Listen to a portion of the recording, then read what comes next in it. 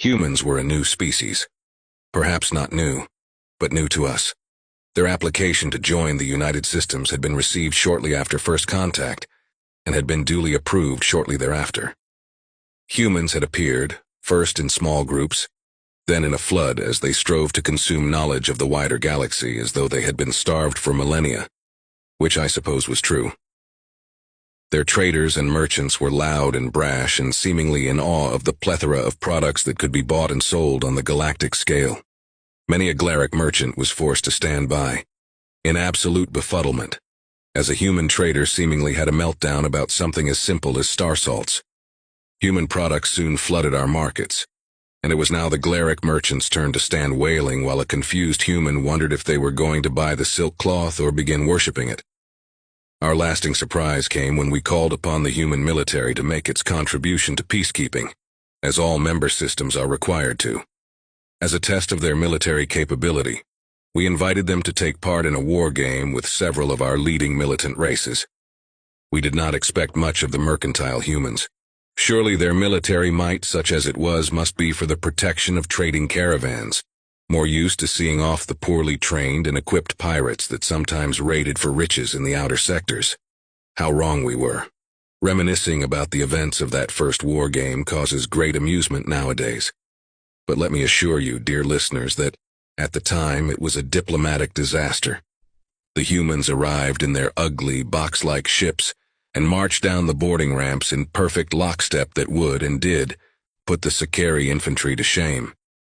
Perhaps it was professional jealousy, but they were widely derided in the staging area for showing up with their newly forged pulse rifles without effective body armor or hovering tanks.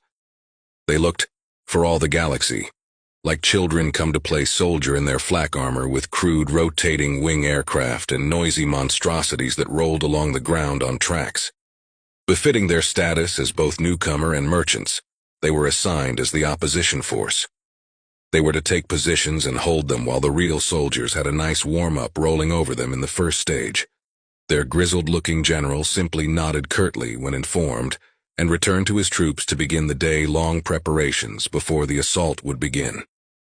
Our militant races enjoyed a day of R&R, laughing and mocking the humans who labored out of sight preparing the objective that they would dismantle in mere hours the following day. When the suns rose the next day, the United Systems military might formed up into an unstoppable hammer of pure, aggressive force and charged the objective en masse, each of them eager to haze these little merchants into their proper place. It was a massacre. Luckily, only non-lethal ammunition was supplied. Otherwise, the United Army would have been crippled by the afternoon. The hammer came upon the objective town to find it a veritable fortress. Miles of trenching earthen walls and the brutal barbed cabling that the humans are so fond of. Undeterred, the army plunged headlong into the defenses, being met by a wall of disciplined and accurate pulse and artillery fire. Casualties were astronomical. The attack lasted for only an hour before the United Army pulled back to lick its wounds, and what wounds they were. Around 30% of the infantry and 65% of the armored units had been sent from the field, rubbing sore limbs or trying to get their disabled tank restarted. Surprised but unbowed, the United Army redoubled their efforts and made a series of lightning assaults all around the human perimeter. They didn't even reach the defenses.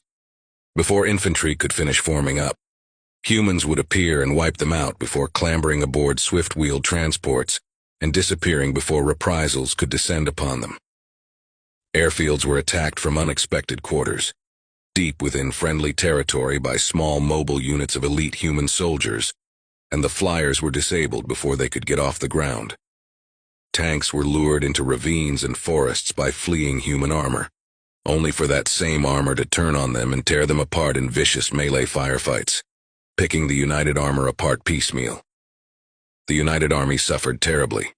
A further 40% of the infantry and half of what remained of the armor were sent back to the staging area. The air fleet was annihilated, almost completely. Again, the United Army pulled back.